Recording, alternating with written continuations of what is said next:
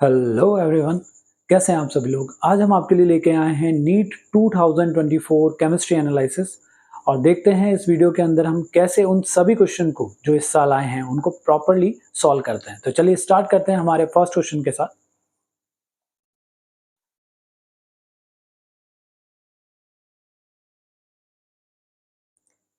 Okay, so first question है बेटा, spin only magnetic moment is same for which of the following ions.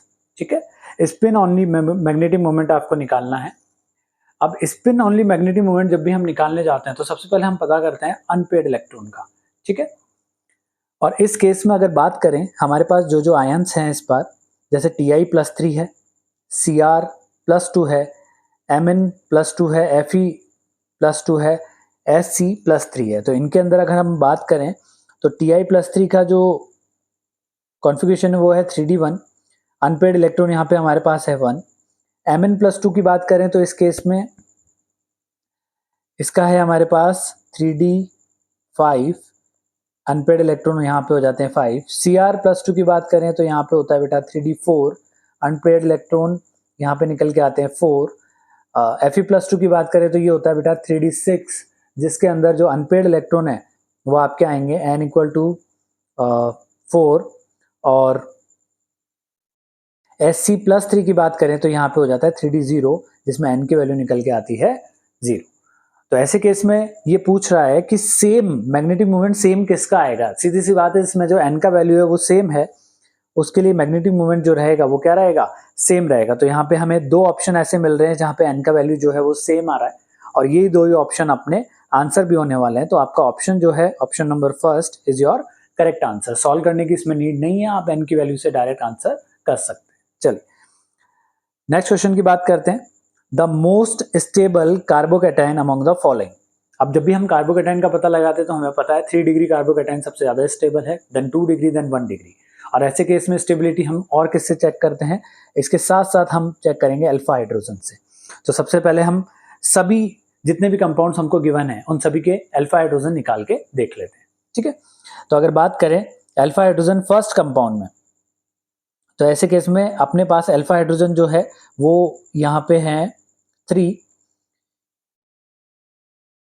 2 इधर रहेंगे, 1 इधर रहेगा। ठीक है, और यहाँ पे हो जाते हैं अपने पास अल्फा हाइड्रोजन 5, 1, 2 और ये 3। ठीक है, इस केस में आपके पास अल्फा हाइड्रोजन सिर्फ 1 ही रह जाता है जो यहाँ पे होगा।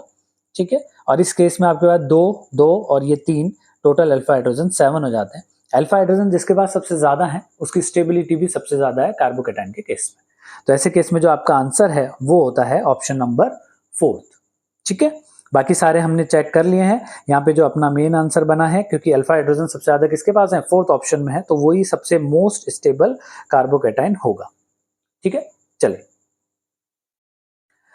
नेक्स्ट क्वेश्चन है।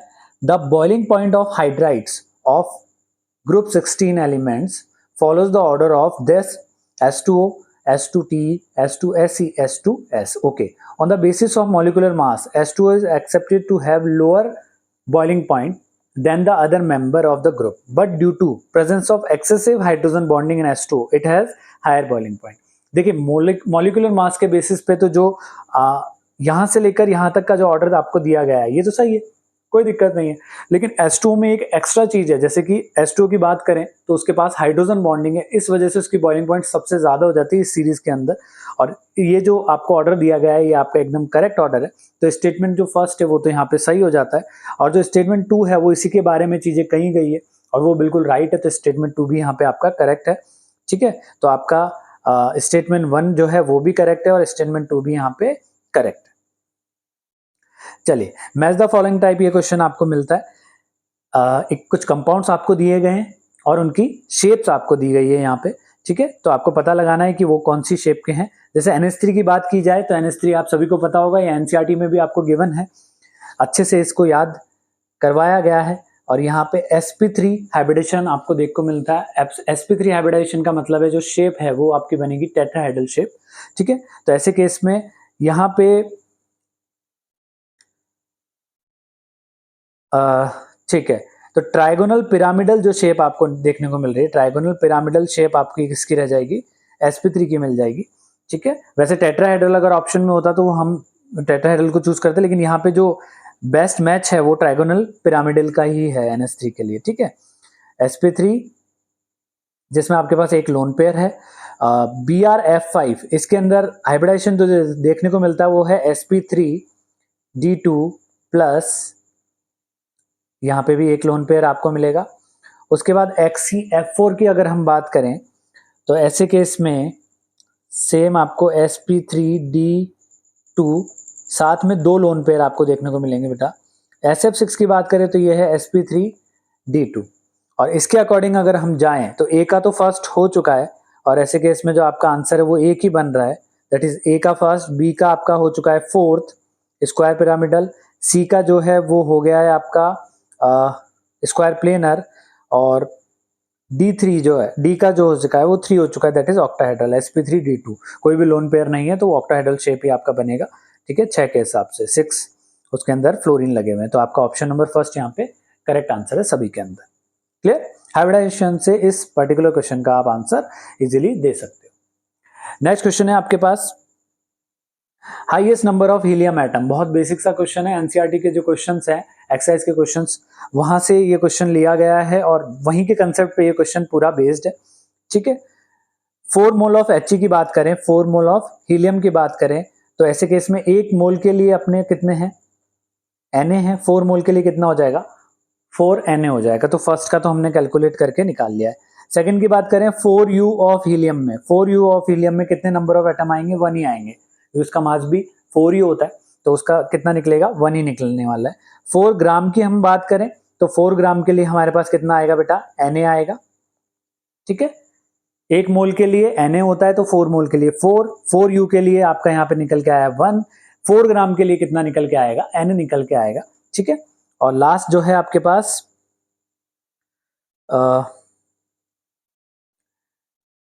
इतना litre of helium at STP। ठीक है, 2.27, तो अप्रोक्सीमेटली अगर इसकी बात करें तो ये आ रहा है आपका 0.1 मोल ऑफ हीलियम। और 0.1 मोल की बात करें, क्योंकि देखिए 1 मोल में Na होता है तो 0.1 में कितना होगा, 0.1 Na। और इस केस में अगर सभी को कंपैरिजन किया जाए तो सब में से मैक्सिमम या हाईएस्ट आपका निकला है ऑप्शन नंबर 1 के लिए, that is 4Na is the correct answer. ठीक है, चलिए नेक्स्ट क्वेश्चन की बात करते हैं। ओके, तो ऐसा क्या किया जाए कि आपका जो एल्कीन है वो आपका एल्डिहाइड में चेंज हो जाए। ठीक है, एटलीस्ट आपको 2 रिएजेंट तो यहाँ पे यूज करने ही पड़ेंगे इस पर्टिकुलर ट्रांसफॉर्मेशन में, 2 रिएजेंट तो आपके लगेंगे। ठीक है, तो फर्स्ट हम क्या करते हैं, फर्स्ट हम एल्कीन को एल्कोहल बना देते हैं। एल्कोहल बनाने के बाद उसका हम क्या कर देंगे, ऑक्सीडेशन कर देंगे, क्योंकि एल्कोहल के ऑक्सीडेशन से हम एल्डिहाइड बना सकते हैं। तो एल्कीन को एल्कोहल बनाने के लिए हमारे पास यहाँ पे बेस्ट मेथड जो है वो है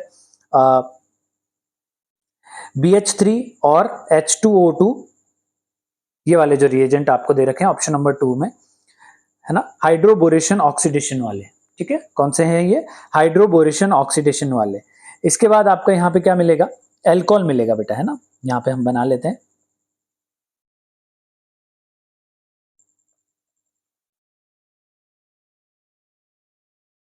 ठीक है, इस तरीके से। फर्दर अगर इसमें हम क्या करें, PCC डालें, फर्दर इसमें हम क्या करें, PCC के साथ रिएक्शन करें तो ये ऑक्सीडाइज हो जाएगा किसके अंदर, एल्डिहाइड के अंदर, और आपको यहाँ पे आंसर मिल जाएगा। तो आपका बेस्ट ऑप्शन जो यहाँ से मिलता है वो है ऑप्शन नंबर 2, 1 डिग्री एल्डिहाइड आपको यहाँ पे मिल चुका है 1 डिग्री एल्कोहल से, 1 डिग्री एल्कोहल से आपको मिल चुका है एल्डिहाइड, जो कि एल्कीन से हमने बनाया है हाइड्रोबोरेशन ऑक्सीडेशन करके। और जो वाटर हम ऐड कर रहे हैं वो कर रहे हैं एंटी मार्कोनिकोव रूल के साथ। जो वाटर हमने ऐड किया है, देखिए हाइड्रोबोरेशन यहाँ पे हुआ है, साथ के साथ एंटी मार्कोनिकोव रूल या एंटी मार्कोनिकोव एडिशन यहाँ पे लगा है, और वो चीज अल्कोहल में कन्वर्ट हो चुकी है। ठीक है, बड़ा ही सिंपल ये सवाल भी था। चलिए नेक्स्ट क्वेश्चन की बात करते हैं, आइसोथर्मल आइसोकोरिक कुछ प्रोसेसेस आपको दिए गए हैं, उनकी क्या कंडीशन रहती है वो आपको बताना है। ठीक है, तो आइसोथर्मल का है कि आपका जो टेम्परेचर है वो कांस्टेंट रहना चाहिए। तो टेम्परेचर कांस्टेंट यानी A का तो हो जाता है आपका सेकंड, तो A का अगर सेकंड हो रहा है तो आंसर तो हमारे पास आ चुका है, यानी ये तीनों ऑप्शन जो है हमारे वो रॉन्ग हो चुके हैं। ठीक है, एक ही ऑप्शन है, that is option number first, लेकिन फिर भी फर्दर हम चेक कर लेते हैं। आइसो कोर, देखिए कोर का मतलब है वॉल्यूम और आइसो का मतलब है सेम, यानी सेम क्या रहना चाहिए आपके, वॉल्यूम रहना चाहिए कांस्टेंट, तो बी का हो जाता है थर्ड। सेकंड अगला है बेटा आइसो बारिक, बारिक के केस में हम लेते हैं प्रेशर, तो सी का हो जाता है आपका फोर्थ। और डी का है एडियाबैटिक प्रोसेस, जिसमें कोई भी हीट चेंज नहीं होता है। ठीक है, तो ऐसे केस में आपका बेस्ट जो ऑप्शन बन रहा है वो फोर्थ ही बन रहा है। डायरेक्ट भी इसका आंसर हम निकाल सकते हैं। हमने एक ऑप्शन चेक किया, ऑप्शन चेक किए और हमने देख लिया कि वो एक ही ऑप्शन में हमको मिल रहा है, तो हम फटाफट उसको टिक करके नेक्स्ट क्वेश्चन पे बढ़ जाएंगे। अदरवाइज ऐसे क्वेश्चन में ज्यादा टाइम कंज्यूम नहीं होना चाहिए। ठीक है, चलिए next, which one of the following alcohol react instantaneously with Lucas reagent. ठीक है, ल्यूकास रिएजेंट से कौन सा अल्कोहल है जो जल्दी से रिएक्शन कर लेगा। ओके, ल्यूकास रिएजेंट की रिएक्टिविटी की अगर हम बात करें आपके सामने, तो ल्यूकास रिएजेंट की जो रिएक्टिविटी रहती है बेटा, वो रहती है 3 degree, 2 degree and then 1 degree, इस तरीके से रिएक्टिविटी रहती है। तो आप इन सभी को देखते हुए ये बताइए कि इसमें ये जो फर्स्ट वाला है ये तो आपका 1 डिग्री है, सेकंड वाला जो है 2 डिग्री है, थर्ड वाला अगेन 1 डिग्री और ये लास्ट वाला क्या है आपका 3 डिग्री है। तो कौन सबसे जल्दी कर लेगा, क्योंकि according to this order 3 degree पहले कर लेता है, तो आपका ऑप्शन नंबर 4 जो है वो करेक्ट आंसर यहाँ पे हो जाता है। चलिए नेक्स्ट क्वेश्चन की बात करते हैं बेटा। In which of the following equilibria KP and KC are not equal, कौन सा ऐसा रिएक्शन है, कौन सा ऐसा इक्विलिब्रियम कंडीशन है चारों में से जिसमें केपी और केसी जो है वो इक्वल नहीं होने चाहिए। ऐसे क्वेश्चन को हाईलाइट कर लीजिए जिसमें नहीं होने चाहिए इक्वल। तो केपी और केसी को अगर इक्वल करना है, देखिए केपी और केसी में जो रिलेशन आपको यहाँ पे मिलता है वो मिलता है आर टी की पावर डेल्टा एन जी। अब डेल्टा एन जी का मतलब है कि जो मोल्स आप ले रहे हो, जो स्टोइकियोमेट्रिक कोएफिशिएंट ले रहे हो, वो गैसेस कंपोनेंट्स के ही आपको लेने हैं।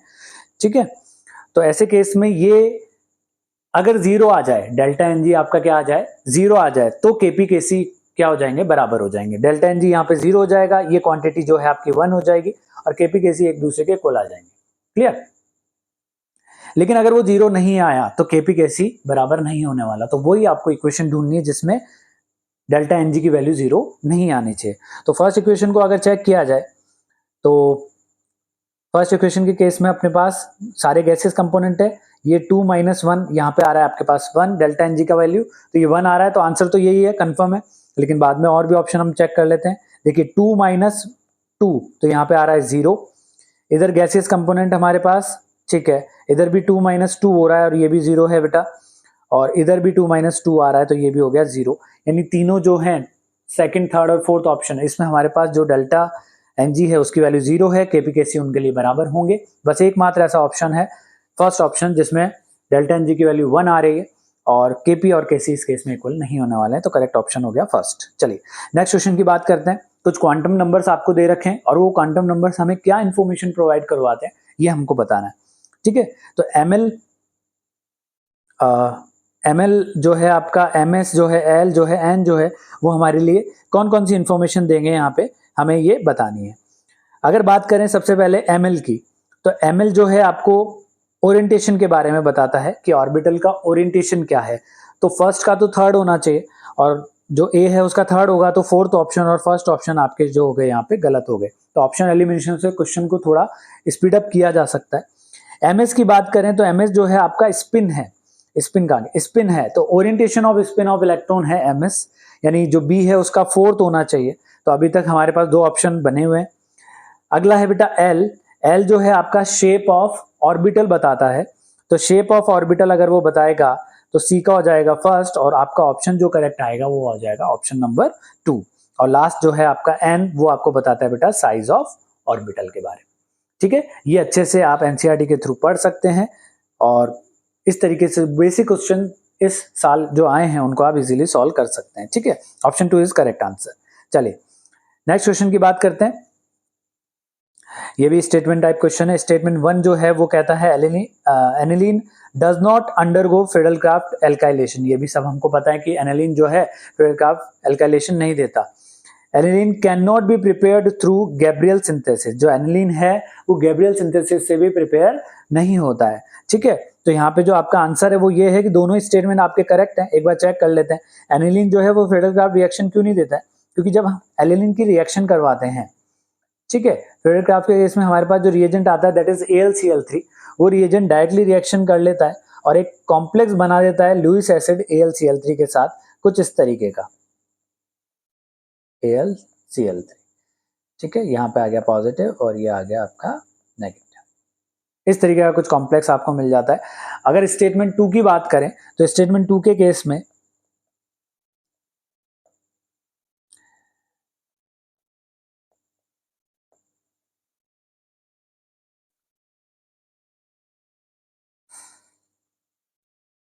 ये रिएक्शन आपको देखने को मिलती है जो कि आगे प्रोसीड नहीं होती है। तो दोनों ही स्टेटमेंट अपने यहाँ पे जो लिखे हुए हैं वो करेक्ट है।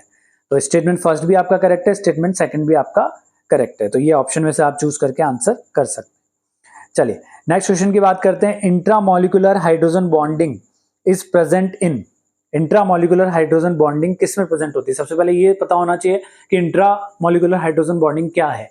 मतलब विद इन मॉलिक्यूल, मॉलिक्यूल के अंदर ही क्या हो जाए, हाइड्रोजन बॉन्डिंग हो जाए। जब एक मॉलिक्यूल दूसरे मॉलिक्यूल के साथ हाइड्रोजन बॉन्डिंग करता है तो वो कहलाता है इंटरमॉलिक्यूलर हाइड्रोजन बॉन्डिंग। और इस केस में आपको अगर with in molecular hydrogen bonding करनी है तो एक ही ऑप्शन आपके पास है, that is option number first, जिसके अंदर कुछ इस तरीके से आपको हाइड्रोजन बॉन्डिंग देखने को मिलती है। ये आपका है बेंजीन, यहाँ पे NO2 है और यहाँ पे आपका है हाइड्रोजन, और ये आपस में क्या करते हैं, इस तरीके से हाइड्रोजन बॉन्डिंग करते हैं। ठीक है, तो वो कभी पॉसिबल हो सकता है जब वो OH जो है वो NO2 के कहाँ पे लग रहा हो, ऑर्थो पे लग रहा हो बेटा। ठीक है, तो ये भी डायरेक्ट क्वेश्चन था जो इजीली सॉल्व हो गया। चलिए नेक्स्ट क्वेश्चन की तरफ चलते हैं। On heating some solid substances change from solid to vapour state. Solid से डायरेक्टली किस में चेंज हो गया, वेपर स्टेट में चेंज हो गया। लिक्विड स्टेट की यहाँ पे बात नहीं आई है। Without passing through liquid state the technique used to purification of such solid substance based on the above principle is known as. मतलब सॉलिड से किस में चले जाना, सॉलिड से किस में चले जाना, गैस में चले जाना विदाउट लिक्विड स्टेट आपका क्या कहलाता है, सब्लिमेशन कहलाता है। क्या कहलाता है, सब्लिमेशन कहलाता है। ये बात 9th क्लास से 8th क्लास से हम सीखते चल रहे हैं। ठीक है, बहुत बेसिक टर्म और बेसिक ये क्वेश्चन था। चलिए नेक्स्ट क्वेश्चन पे। In which of the process entropy increases. कौन सा ऐसा प्रोसेस है जिसके अंदर जो एंट्रोपी है वो आपकी इंक्रीज होने वाली है। ठीक है, एक लिक्विड इवेपोरेट हो रहा है वेपर के अंदर। ओके, ठीक है, तो पहले ये समझते हैं कि एंट्रोपी क्या है बेटा। एंट्रोपी है आपकी रैंडमनेस। एंट्रोपी क्या है, रैंडमनेस। रैंडमनेस इंक्रीज हो जाएगी जब वो पार्टिकल एनर्जी या एनर्जेटिक हो जाएंगे, तो रैंडमनेस इंक्रीज हो जाएगी। और रैंडमनेस इंक्रीज हो रही है यानी एंट्रोपी भी क्या हो रही है, इंक्रीज हो रही है। तो कोई अगर लिक्विड है तो वो किस में चेंज हो रहा है, वेपर में चेंज हो रहा है। और जब कोई लिक्विड वेपर में चेंज होता है, ऐसे केस में हम मान सकते हैं कि उसके पार्टिकल्स क्या हो रहे हैं, ज्यादा रैंडम हो रहे हैं। तो आपका ये केस तो सही हो गया। फर्स्ट ऑप्शन तो आपका यहाँ पे क्या हो चुका है, सही हो चुका है। अगली बात करते हैं, एक क्रिस्टलाइन सॉलिड को हमने लोअर कर दिया 130 केल्विन से 0 केल्विन पे। मतलब अल्टीमेटली हम टेम्परेचर डाउन कर रहे हैं, रैंडमनेस गिर जाएगी। तो बी ऑप्शन आपका यहाँ पे नहीं होने वाला है, बी ऑप्शन आपका गलत है। यहाँ पे जो इंक्रीज एंट्रोपी जो है वो इंक्रीज नहीं होगी, रैंडमनेस भी यहाँ पे कम हो चुकी है।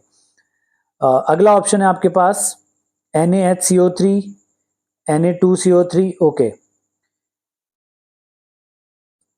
ओके, सी ऑप्शन में देखिए आप, इस तरीके से अगर रिएक्शन के फॉर्मेट में आ जाएगा तो हम आंसर कैसे करेंगे, सेम डेल्टा एनजी के बेसिस पे। अगर आपका डेल्टा एनजी जो है, डेल्टा एनजी जो है वो कैसा आ रहा है, पॉजिटिव आ रहा है, तो ऐसे केस में जो एंट्रोपी रहती है बेटा वो क्या रहती है, इंक्रीज रहती है। अब इससे पहले वाले केस में क्या हुआ, आपका जो टेम्परेचर है वो लोअर हो गया। टेम्परेचर लोअर होने से रैंडमनेस भी क्या हो गई, लोअर हो गई। ठीक है, तो एंट्रोपी भी क्या आ गई यहाँ पे आपकी, लोअर हो गई। एंट्रोपी भी क्या हो गई, लोअर हो गई। क्लियर।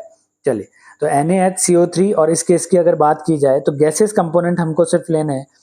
तो यहाँ पे आपके पास आएगा 2, एक इसका तो 2 -0 जो कि 2 ही आ रहा है और 2 पॉजिटिव में आ रहा है, तो एंट्रोपी यहाँ पे क्या होने वाली है, इंक्रीज होने वाली है। डी के केस में बात करेंगे तो 2 - 1 इस पे भी पॉजिटिव ही आ रहा है, तो यहाँ भी जो आपकी एंट्रोपी वो इंक्रीज होने वाली है। तो बेस्ट ऑप्शन जो आपका बनता है that is option A, option C और ऑप्शन डी। और यहाँ पे आपका करेक्ट ऑप्शन है ऑप्शन नंबर 3 जो करेक्ट है, जिसमें तीनों आपके यहाँ पे आ चुके हैं। क्लियर ये कंसेप्ट? चलिए नेक्स्ट क्वेश्चन की बात करते हैं। Among group 16 which one does not show -2 oxidation state. कौन सा ऐसा है जो -1 ऑक्सीडेशन स्टेट शो नहीं करेगा? ठीक है, ऑक्सीजन ये तो कंफर्म है कि -2 ऑक्सीडेशन स्टेट शो करेगा, तो ऑक्सीजन तो नहीं हो सकता है। एसी है, टी है, पीओ है। ठीक है, चलिए अब देखिए इसमें एक ऑप्शन है दैट इज ऑप्शन नंबर 4 और वो करेक्ट ऑप्शन भी है, क्योंकि पीओ जो है आपका वो आपका मेटालिक नेचर शो करता है, और मेटालिक नेचर शो करने की वजह से वो -2 ऑक्सीडेशन शो नहीं करता है, आपका प्लस के अंदर शो करेगा। और इस वजह से इन चारों में से एक ही ऑप्शन आपको यहाँ पे मिलता है दैट इज 4th, जो आपका यहाँ पे करेक्ट होगा ग्रुप नंबर 16 के लिए। ठीक है, चलिए नेक्स्ट क्वेश्चन की बात करते हैं। Match the following type question है। कन्वर्जन आपको दे रखा है, नंबर ऑफ फेराडे रिक्वायर्ड पूछा गया है। ठीक है, नंबर ऑफ फेराडे रिक्वायर्ड हम निकालेंगे एनएफ की मदद से। ठीक है, और एन जो है आपका उस पर्टिकुलर चेंज के अंदर कितने इलेक्ट्रॉन एक्सचेंज हुए ये बताएगा, जो भी हम चेंज इसके अंदर करने जा रहे हैं। ठीक है, चलिए एनएफ की वैल्यू आपको निकालनी है। फर्स्ट चेंज आपके पास आया बेटा कि जो H2O है वो चेंज हुआ है O2 के अंदर। ठीक है, और इसके अंदर ऑक्सीजन बैलेंस करने के लिए हम 2 लगाएंगे, और 2 लगाते ही हाइड्रोजन 4 हो चुके हैं, तो हाइड्रोजन बैलेंस करेंगे हम इस साइड कितने 4H+, और आयन चार्ज बैलेंस करने के लिए यहाँ पे हम लेंगे 4 इलेक्ट्रॉन। चार्ज बैलेंस करने के लिए यहाँ पे हम लेने वाले हैं 4 इलेक्ट्रॉन। 2 मोल H2O के लिए 4 इलेक्ट्रॉन यहाँ पे काम में आ रहे हैं। 1 मोल के लिए कितने आएंगे? 2 इलेक्ट्रॉन काम में आएंगे। एन का वैल्यू कितना हो जाएगा? 2, और फेराडे रिक्वायर्ड हो जाएंगे, number of Faraday required that is 2F। तो 2F जो आपका ऑप्शन बनता है यहाँ पे वो बनेगा ए का सेकंड। ए का सेकंड हो गया तो यहाँ पे सेकंड ऑप्शन और फोर्थ ऑप्शन आप एलिमिनेट कर दीजिए। ठीक है, चलिए 1 मोल ऑफ MnO4 देखें, MnO4 माइनस ये कन्वर्ट हो रहा है आपका Mn+2 के अंदर। ऑक्सीजन को बैलेंस करना है तो कितना है मुझे H2O चाहिए? 4 H2O चाहिए। 4 H2O के लिए हाइड्रोजन भी बढ़ गए, और हाइड्रोजन बढ़े मेरे किस साइड? Product side. तो रिएक्टेंट साइड में क्या कर दूंगा? 8H+ ऐड कर दूंगा। आयन बैलेंस कराने के लिए, दोनों के केस में आयन्स को बैलेंस कराने के लिए मुझे 5 इलेक्ट्रॉन और ऐड करने पड़ेंगे। तो ऐसे केस में आपके पास जो ऑप्शन निकल के आएगा वो निकल के आएगा बेटा 5F। ठीक है, तो फोर्थ इसका आंसर आपका हो जाएगा। तो आपका ऑप्शन यहाँ पे मिल चुका है हमको, करेक्ट ऑप्शन ए का सेकंड है और बी का फोर्थ है, और वो किसी भी और दूसरे ऑप्शन में आपको देखने को नहीं मिल रहा, तो आंसर तो आ चुका है। फर्दर फिर भी एक बार हम चेक कर लेते हैं। ठीक है, अगली रिएक्शन को एक बार चेक करते हैं बेटा। ये बोल रहा है 1.5 mole of calcium from molten CaCl2, मतलब मोल्टन CaCl2 आपको लेना है रिएक्टेंट साइड, क्योंकि उससे बन रहा है वो चीज, वो कैल्शियम में चेंज हो रही है। ठीक है, और वो चीज Cl- के अंदर। क्लियर है? यहाँ पे बैलेंसिंग भी हमने कर दी है। इलेक्ट्रॉन अगर हम बैलेंस करेंगे तो इस साइड हमें 2 इलेक्ट्रॉन लगाने पड़ेंगे। ठीक है, 1.5 मोल के लिए, 1 मोल के लिए 2 हैं, तो 1.5 के लिए कितना हो जाएगा? 3F हो जाएगा। ये 3N का नंबर हो जाएगा। 3F आपका आएगा, तो फर्स्ट सी का यहाँ पे फर्स्ट आ रहा है, देख लीजिए। चलिए डी के लिए चेक करते हैं। 1 मोल ऑफ FeO2 FeO3। ठीक है, इसको भी हम चेक कर लेते हैं। FeO यहाँ पे आपका Fe2O3 बन रहा है, और इस केस में अगर मुझे ऑक्सीजन बैलेंस करना है, पहले तो आयरन बैलेंस हो जाता है, उसके बाद ऑक्सीजन बैलेंस करना है, तो 3 ऑक्सीजन इधर है, 2 इधर आ चुके हैं, एक H2 इधर ले लेते हैं, ऑक्सीजन बैलेंस हो जाएगा। H2 लेते ही 2 हाइड्रोजन इधर ले लिए, तो 2 हाइड्रोजन मुझे इधर भी लेने पड़ेंगे। अब हाइड्रोजन भी बैलेंस है, ऑक्सीजन भी बैलेंस है, आयरन भी बैलेंस है। अब चार्ज बैलेंस करते हैं, तो इसी साइड में कितना कर दूं? 2 इलेक्ट्रॉन लगा देता हूं। ठीक है, 1 मोल के लिए यहाँ पे FeO के 1 मोल के लिए आपको निकालना है तो 2 mole of FeO 2 electron required करते, तो 1 मोल कितना करेगा, 1 रिक्वायर्ड करेगा, तो 1F आपका यहाँ पे आंसर आ जाएगा, डी का थर्ड आंसर आ जाएगा। ऑल्दो आंसर हमने पहले ही निकाल लिया है, लेकिन फिर भी एक बार सारे ऑप्शन चेक करना जरूरी है। ठीक है, चलिए, arrange the following element in increasing order of electronegativity. Electronegativity के इंक्रीजिंग ऑर्डर में आपको रखना है। तो सबसे ज्यादा तो देखो इलेक्ट्रोनेगेटिविटी का केस जब भी आएगा तो सबसे ज्यादा तो फ्लोरीन ही जीत जाएगा, यानी ऑप्शन नंबर थर्ड और ऑप्शन नंबर फोर्थ आपके यहाँ पे क्या हो चुके हैं, गलत हो चुके हैं। तो सबसे पहले फ्लोरीन आता है, फ्लोरीन के बाद आपका नंबर आएगा ऑक्सीजन का, तो ये ऑप्शन भी आपका यहाँ पे रॉन्ग हो चुका है। फ्लोरीन के बाद ऑक्सीजन का नंबर आता है, फिर नाइट्रोजन, कार्बन और आपका आ जाता है लास्ट में सिलिकॉन। तो ऑप्शन नंबर फर्स्ट आपका यहाँ पे करेक्ट आंसर हो जाता है। अगर हम बात करें इसी ऑर्डर की तो फ्लोरीन, ऑक्सीजन, नाइट्रोजन, कार्बन और सिलिकॉन, इनका जो वैल्यू रहता है वो जैसे 4, 3.5, ठीक है, 3, 2.5 और 1.8। तो इस अकॉर्डिंग ही ये ऑप्शन आपका फर्स्ट करेक्ट हुआ है। ठीक है, अच्छा, ये जो वैल्यूज हैं आपकी किसकी वैल्यूज है, पाउलिंग स्केल वैल्यू है, पाउलिंग स्केल वैल्यूज है। ठीक है, चलिए, A compound with a molecular formula of this has 2 tertiary carbon. Its IUPAC name. एक कंपाउंड है जिसका मॉलिक्यूलर फॉर्मूला ये है, उसके पास 2 टर्शरी कार्बन होने चाहिए। ठीक है, तो उसका IUPAC नेम क्या होगा? तो एक बार इस C6H14 के हम आइसोमर बना के देख लेते हैं। क्या क्या आइसोमर बनेंगे? एक आइसोमर तो आपका कुछ ये तरीका हो गया, ठीक है। दूसरा हो गया आपके पास ये, तीसरा हो गया एक, यहाँ 2 लगा देते हैं, और एक और यहाँ एक और यहाँ एक, ठीक है। तो यहाँ पे तो आपको कोई टर्शरी कार्बन नहीं मिल रहा है, यहाँ पे आपको एक मिल रहा है, ठीक है। यहाँ पे भी आपको कोई टर्शरी नहीं मिल रहा, और यहाँ पे 1 2 3 एक और एक, यहाँ पे 2 मिल चुके हैं। अब इसी का ये आपको क्या करना है बेटा, IUPAC करके बताना है, ठीक है।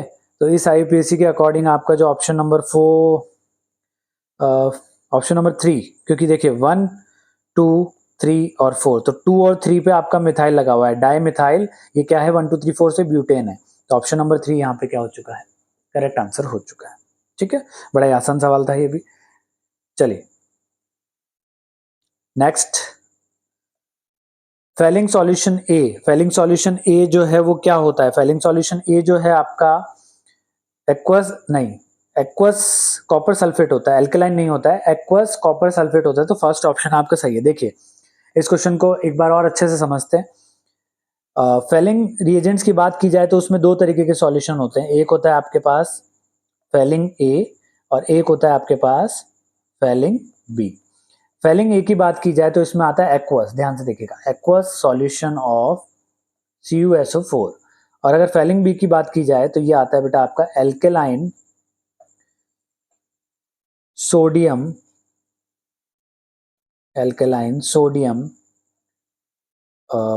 पोटेशियम टार्ट्रेट, ठीक है। और इसको ही हम बोलते हैं रोशेल सॉल्ट। तो आपका जो ऑप्शन नंबर 3 है that is Fehling solution B, ये फेलिंग सॉल्यूशन बी है। ऑप्शन नंबर फर्स्ट जो है वो फेलिंग सॉल्यूशन ए है, दोनों इसमें सॉल्यूशन दिए थे, ठीक है। तो इनको अगर आप अच्छे से ऑब्जर्व करेंगे तो कुछ क्वेश्चंस ऐसे भी हैं जो आपको डायरेक्ट आ जाएंगे। क्लियर, आप आंसर चेक करते ही चलिएगा जो भी क्वेश्चन हम सॉल्व करते जा रहे हैं। नेक्स्ट क्वेश्चन की बात करते हैं बेटा, activation energy of any chemical reaction can be calculated if one knows the value of activation energy, the rate constant at standard temperature, probability of collision, orientation of reaction molecule और during collision, और fourth option है rate constant of 2 different temperature. देखिए activation energy का एक formula आपने notice किया होगा, वो फॉर्मूला कुछ इस तरीके का है, log 10 K2 upon K1 is equal to EA upon 2.303 R 1 upon T1 minus 1 upon T2। ये आपका फॉर्मूला है जिसमें K1 और K2 तो रेट कांस्टेंट है एट T1 और T2 टेम्परेचर रेस्पेक्टिवली। तो यहाँ से आप इजीली एक्टिवेशन एनर्जी किसी भी केमिकल रिएक्शन की दो पर्टिकुलर टेम्परेचर पे विद टू रेट कांस्टेंट आप क्या कर सकते हो, कैलकुलेट कर सकते हो। तो आपका जो ऑप्शन नंबर 4 है वो क्या हो चुका है बेटा, करेक्ट आंसर हो चुका है। चलिए नेक्स्ट क्वेश्चन की बात करते हैं। Which plot of ln versus 1/t is consistent with Arrhenius equation. ठीक है, ये बढ़िया क्वेश्चन है, देखते हैं इसको सॉल्व करके। देखिए बेटा, ये इक्वेशन आपने नोटिस की होगी, ये इक्वेशन आपने पढ़ी होगी, k is equal to a e to the power minus EA upon RT। ये इक्वेशन आपने देखी होगी। अब इस इक्वेशन में अगर दोनों साइड ln ले लिया जाए तो ये हो जाएगा ln k और ये हो जाएगा बेटा ln a, यहाँ पे finally direct minus EA upon RT। ठीक है, माइनस चार्ज के साथ नीचे उतरेगा, जो प्लस है वो किस में चेंज हो जाएगा, माइनस में चेंज हो जाएगा। ln k फर्दर इसको सॉल्व करेंगे, minus EA upon R 1/t आप कांस्टेंट ले लीजिए क्योंकि आपको ग्राफ किसके बीच में बनाना है, ln k और 1/t के बीच में, यानी कि ये दोनों आपके एक x और एक y एक्सिस या एक y और एक x एक्सिस हो चुके हैं। ठीक है, इस क्वेश्चन के अकॉर्डिंग आपके पास ये y एक्सिस है और ये x एक्सिस है। तो इस केस में हमने 1/t को अलग से ले लिया है और साथ में इसकी क्या आ रहा है, ln a आ रहा है।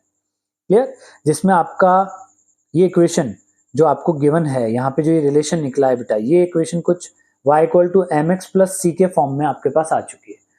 और इसके अकॉर्डिंग अगर जाएं तो m जो है वो स्लोप है और स्लोप यहाँ पे क्या निकल के आया है, माइनस EA अपॉन R, जो कि एक नेगेटिव स्लोप है। और सारे ऑप्शन को देखते हुए ये बिल्कुल पता लगाया जा सकता है कि जो नेगेटिव स्लोप है वो एक ही ऑप्शन में है, दैट इज ऑप्शन नंबर 4, और वही ऑप्शन आपका यहाँ पे क्या है, करेक्ट ऑप्शन है। क्लियर, चलिए नेक्स्ट क्वेश्चन की बात करते हैं। ये भी match the following type question है आपका। कुछ रिएक्शंस आपको दे रखी है और उनमें कौन से रिएजेंट्स काम में आए हैं वो आपको बताने। ठीक है, बेंजीन जो है, बेंजीन पे क्या लगाया जाए कि आपको लंग्स लाइक स्ट्रक्चर मिले। ये लंग्स लाइक स्ट्रक्चर बड़ा ही फेमस स्ट्रक्चर है, एनसीईआरटी के अंदर ये रिएक्शंस काफी इजीली गिवन है। ठीक है, तो चलिए इसके अंदर ये वाला जो फर्स्ट रिएजेंट है आपका, ये रिएजेंट रिएक्शन करता है और जो आपका बेंजीन है उसको चेंज करता है इस पर्टिकुलर स्ट्रक्चर में, जिसको अपन बोलते हैं Friedel craft acylation. Friedel craft acylation. ठीक है, तो ऑप्शन बी का तो कंफर्म हो जाता है हमको क्योंकि बड़ी फेमस रिएक्शन थी और इसके अकॉर्डिंग जो बी का आंसर है वो फर्स्ट होना चाहिए और 3 ऑप्शन में फर्स्ट है, तो अभी हम कैंसिलेशन नहीं करेंगे ऑप्शन का। चलिए फर्स्ट ऑप्शन को अगर चेक करें, फर्स्ट ऑप्शन में डबल बॉन्ड है, यानी एल्कीन है वो कीटोन में चेंज हो रही है। जब भी कोई एल्कीन कीटोन में चेंज हो रही है या फिर एल्डिहाइड में चेंज हो रही है तो ऐसे केस में उस केस को थोड़ा सा देखने की जरूरत है कि वो केस एक ओजोन लाइसिस का केस आपके पास बन सकता है, यानी जो ए का आंसर है वो आपका यहाँ पे क्या बनने जाएगा, ऑक्सीजन O3 के केस में, ZnH2O के केस में, और ये ऑप्शन नंबर 4 के साथ जाएगा। ए जो है वो 4th हो चुका है, बी जो है वो फर्स्ट हो चुका है। अब एक बार आप और ऑप्शन चेक कर लीजिए, ए जो है वो 4th हो चुका है। ठीक है, अभी भी 2 ऑप्शन ऐसे हैं जो आपके एलिमिनेट नहीं किए जा सकते। ठीक है, सी को चेक करते हैं बेटा। तो सी के केस में जो अल्कोहल है आपका वो कीटोन में चेंज हो रहा है, तो यहाँ पे आपका ऑक्सीडेशन हो रहा है, तो ऑक्सीडाइजिंग एजेंट जो यहाँ पे काम आएगा अल्कोहल को कीटोन बनाने के लिए वो आपका काम आएगा CrO3। तो CrO3 यहाँ पे काम आता है mild oxidising agent, mild oxidising agent यहाँ पे काम में आता है और अल्कोहल को किसमें चेंज कर देता है, कीटोन के अंदर चेंज कर देता है, क्योंकि KMNO4 या KOH हम यहाँ पे यूज नहीं कर सकते हैं। ठीक है, इस पर्टिकुलर रिएक्शन के लिए वो चीज यूज नहीं होगी क्योंकि यहाँ पे कार्बोक्सिलिक एसिड नहीं बन पाएगा, तो माइल्ड ऑक्सीडाइजिंग एजेंट यूज करेंगे तो उस केस में CrO3 यहाँ पे MOA की तरह काम करेगा। और आखिरी ऑप्शन है आपके पास CH3COH। ये पर्टिकुलर रिएक्शन में ये किस में चेंज होगा, पहले कार्बोक्सिलिक एसिड में, फर्दर उसको एल्कलाइन मीडियम में रिएक्शन कराएंगे KOH के साथ, तो वो क्या बन जाएगा, कुक फॉर्म में चेंज हो जाएगा। तो इसका आंसर 3rd आ जाएगा। तो ऐसे केस में आपका जो ऑप्शन करेक्ट है वो ऑप्शन नंबर है 3। ठीक है, ए का फोर्थ, बी का फर्स्ट, सी का 2 और डी का 3। चलिए, ये भी एक अच्छा क्वेश्चन था। कुछ रिएक्शन को आपको जो भी एनसीईआरटी में गिवन है उनको ध्यान से देखना पड़ेगा ताकि आप इस तरीके के क्वेश्चन इजीली सॉल्व कर पाए। चलिए बेटा, नेक्स्ट क्वेश्चन की बात करते हैं। The compound that will undergo SN1 reaction with the fastest rate. अब देखिए, SN1 रिएक्शन अगर आपको देखनी है कि SN1 रिएक्शन किस में होगी किस में नहीं होगी, तो आपको वो हमेशा किससे देखनी पड़ेगी? कार्बोकैटायन से देखनी पड़ेगी। जितना स्टेबल कार्बोकैटायन होगा उतनी ही SN1 रिएक्शन फास्ट होगी। और इस चारों ऑप्शन को अगर देखा जाए तो हम एक बार कार्बोकैटायन असाइन कर लेते हैं। यहाँ पे कार्बोकैटायन बना फर्स्ट के अंदर, उसके बाद आपका कार्बोकैटायन बना इधर, उसके बाद यहाँ पे आपका कार्बोकैटायन बन रहा है, और लास्ट जो ये रिएक्शन है यहाँ पे इधर कार्बोकैटायन बन रहा है। और सभी को अगर हम नोटिस करें तो यहाँ पे आपके पास ओनली 1 अल्फा हाइड्रोजन है। इस केस में तो आपका SN1 रिएक्शन नहीं होने वाला है। इस केस को चेक करें तो ऐसे केस में आपके पास 2 इधर 4 अल्फा हाइड्रोजन आ रहे हैं। और यहाँ पे देखें तो बेटा 4 अल्फा हाइड्रोजन भी हैं, साथ के साथ आपके पास रेजोनेंस भी है। तो जब 2 क्वांटिटीज आपको ऐसी मिल जाएं जिससे स्टेबिलिटी इंक्रीज हो रही हो और वो ही क्या करेगा? SN1 रिएक्शन को प्रोसीड करेगा। तो option number 4 is your correct answer. ठीक है, चलिए नेक्स्ट क्वेश्चन की बात करते हैं। Which reaction is not a redox reaction? कौन सी रिएक्शन ऐसी है गिवन रिएक्शंस में से जो रिडॉक्स रिएक्शन नहीं है? ठीक है, तो इसका पता लगाते हैं हम आयन से। देखिए,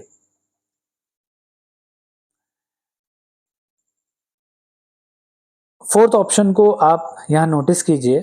Ba+2 के अंदर है Cl-1, Na+1, S जो है +6, ऑक्सीजन -2, फिर Ba+2 के अंदर ही है, और फिर +6 के अंदर S है, ऑक्सीजन यहाँ पे -2 के अंदर ही है, और Na+1 के अंदर है, और ये -1 के अंदर है।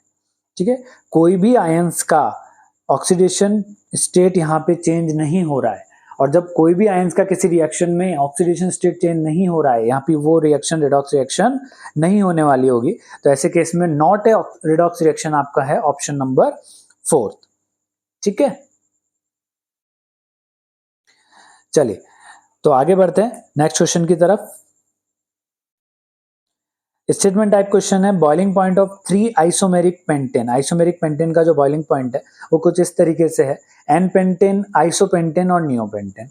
उसके बाद बात कही गई है कि when branching increases the molecule attain a shape of sphere. Okay, this result in smaller surface area for contact due to which intermolecular forces between the spherical molecule are weak, thereby lowering the boiling point. अब देखिए, boiling point जो है वो branching के inversely proportional है। Branching के inversely proportional, ये बात आपको ध्यान रखनी है।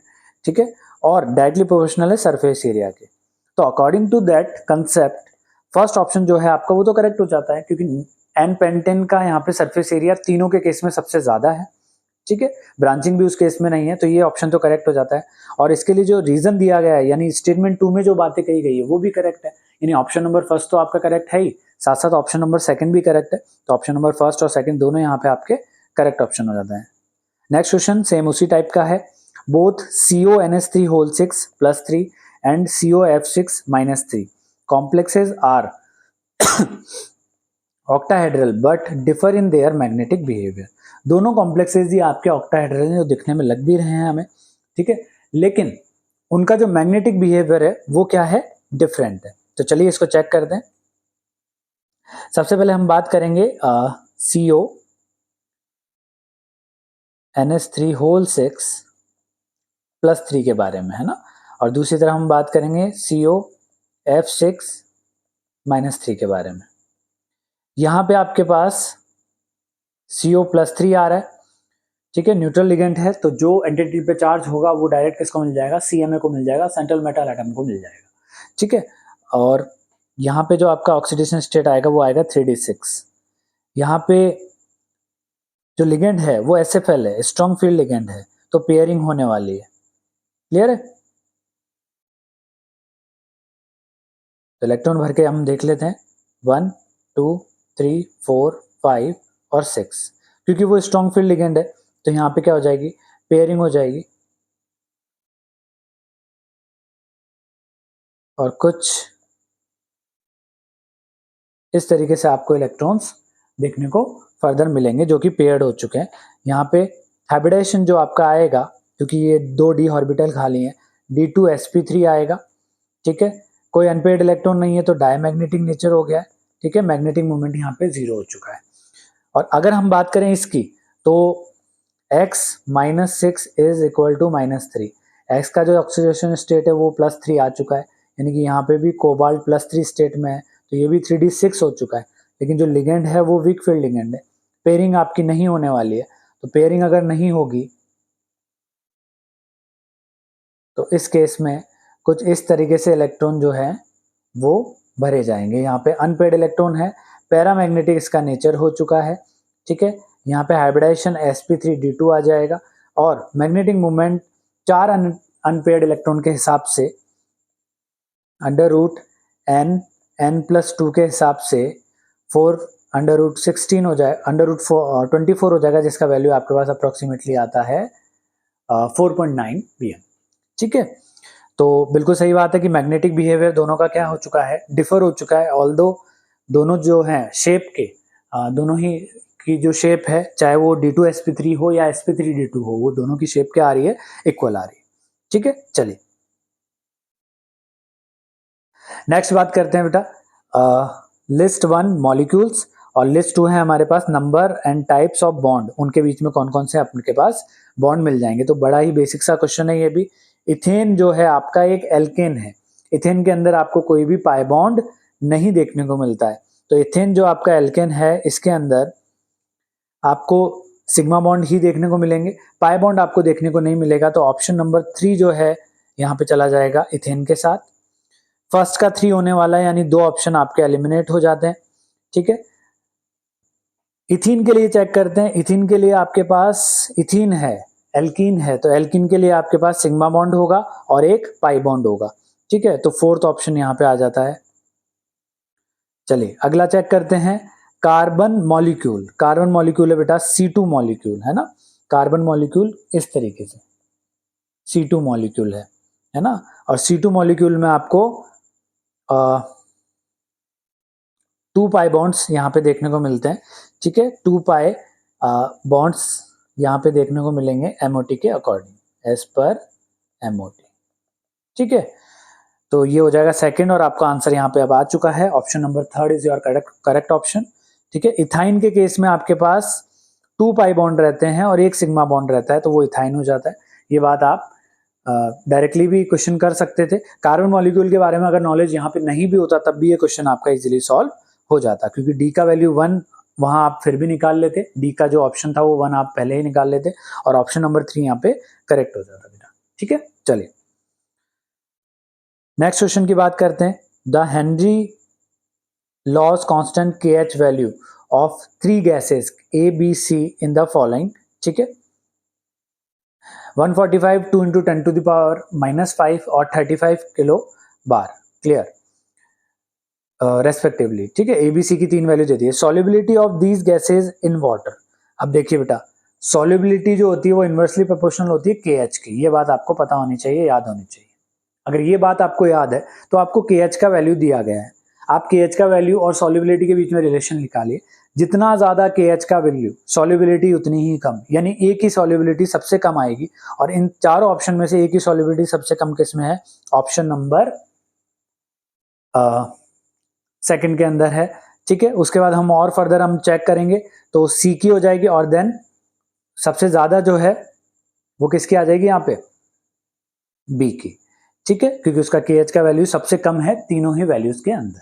क्लियर बेटा, ठीक है। काफी सिंपल क्वेश्चन ये भी था।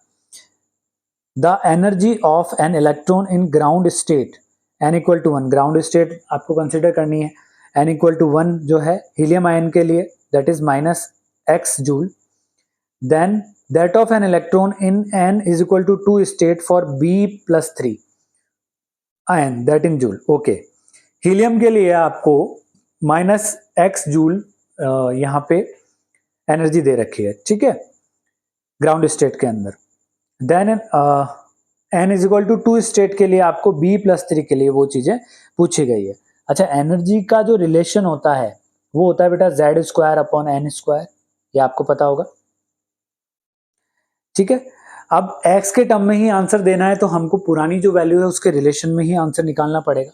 तो हम यहाँ पे दो इक्वेशन कुछ इस रिलेशन में निकाल लेंगे, E1 और E2 के रेस्पेक्ट में। E1 की बात करेंगे तो ये Z1 ऊपर और N1 यहाँ पे आ जाएगा, मल्टीप्लाई बाय N2 ऊपर और Z2 नीचे, क्योंकि वो डिवाइड हो रहा है तो फर्दर वो ऊपर रेसिप्रोकल होके चेंज हो जाएगा। तो Z2², ये चीजें आपके पास आ चुकी है।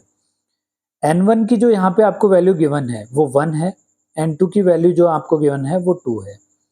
Z1 आपका यहाँ पे है बेटा 2, Z2 है आपका 4। इन सभी वैल्यूज को जो क्वेश्चन में गिवन है आपको यहाँ से पता लग जाएगी BE और HE के लिए। ठीक है, और N1 N2 यहाँ पे डायरेक्टली गिवन है, इनको आप पुट कर दीजिए इस इक्वेशन में। E1 upon E2 is equal to Z1 का वैल्यू पुट कीजिए 2 का स्क्वायर, 1 का स्क्वायर मल्टीप्लाई बाय 2 का स्क्वायर और 4 का स्क्वायर, यही वैल्यू है एज इट इज। ठीक है, इनको जैसे ही हम सॉल्व करेंगे ये आपकी वैल्यू दे रहा है 1। ठीक है, E1 is equal to E2 आ रहा है, और यहाँ पे जो एनर्जी पहले लिबरेट हुई थी वो सेम एनर्जी बाद में भी लिबरेट हो रही है, यानी पहले कितनी हुई थी -x, तो बाद में भी कितनी रहेगी -x ही रहेगी, और आपके चारों ऑप्शन में से आपका ऑप्शन नंबर फर्स्ट जो है वो यहाँ पे करेक्ट हो चुका है। चलिए नेक्स्ट क्वेश्चन की तरफ चलते हैं।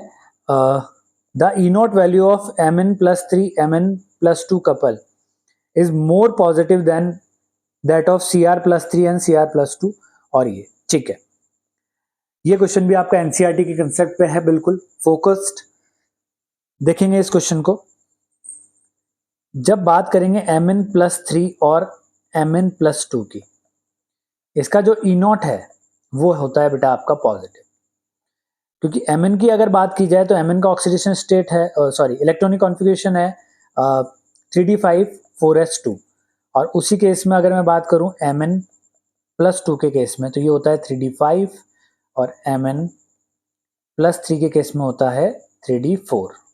क्लियर, वो 3d4 से 3d5 में जा रहा है, 3d4 से 3d5 में जा रहा है। तो कोई चीज अगर 4 से 5 में जा रही है, d5 में ज्यादा स्टेबल रहता है, हाफ फिल्ड रहता है, तो उस केस में वो स्टेबिलिटी एक्वायर कर रहा है जब वो +3 से +2 के अंदर मूव कर रहा है। और यहाँ पे जो बात है वो बिल्कुल क्लियर हो जाती है कि d4 से वो कहाँ जा रहा है, d5 में जा रहा है। तो d4 से d5 कॉन्जुगेशन में जा रहा है, तो आपका ऑप्शन नंबर कौन सा सही है यहाँ पे, option number 3 is your correct answer.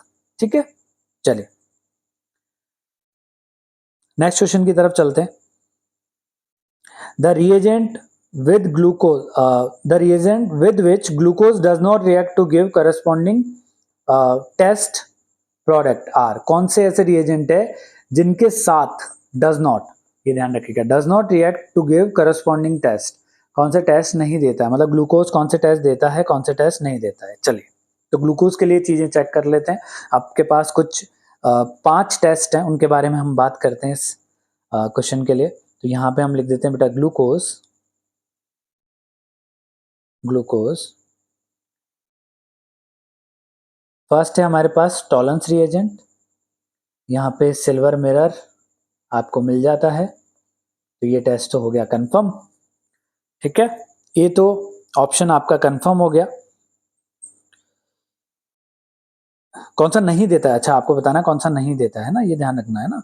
ठीक है, ऑप्शन 2 जो है आपका दैट इज सिफ रिएजेंट, और यहाँ आपको कोई रिएक्शन देखने को नहीं मिलती है। और अगला है आपका HCN के साथ जब भी रिएक्शन कराते हैं, एनसीईआरटी में गिवन है, HCN के साथ जब भी रिएक्शन कराते हैं साइनोहाइड्रिन मिलता है। क्या मिलता है, साइनोहाइड्रिन मिलता है, साइनोहाइड्रिन फॉर्मेशन HCN के साथ।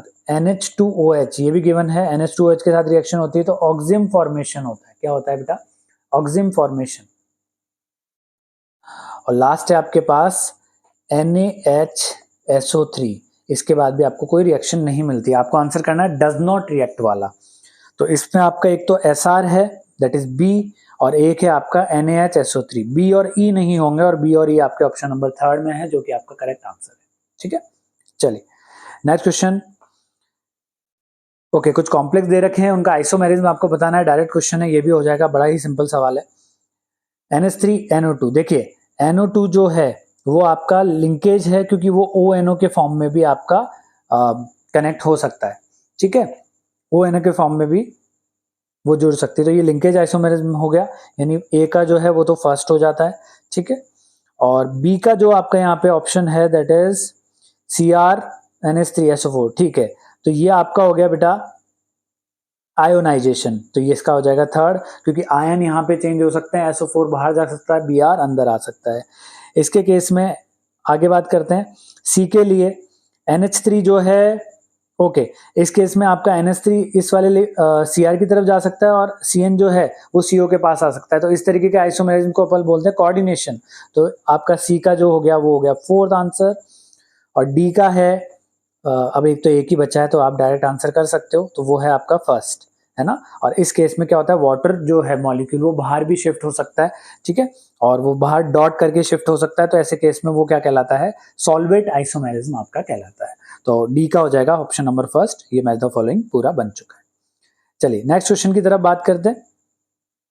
Arrange the following element in increasing order of first ionization enthalpy. Li, B, boron, carbon और नाइट्रोजन है आपके पास है, लिथियम, बेरिलियम, बोरोन, कार्बन और नाइट्रोजन, इनको फर्स्ट आयोनाइजेशन एंथैल्पी के अकॉर्डिंग एडजस्ट करना है। अब आयोनाइजेशन एंथैल्पी अगर आपको देखनी है, देखो आप लिख लो Li, फिर आपके पास है B ही, फिर आपके पास है बोरोन, फिर कार्बन और फिर नाइट्रोजन।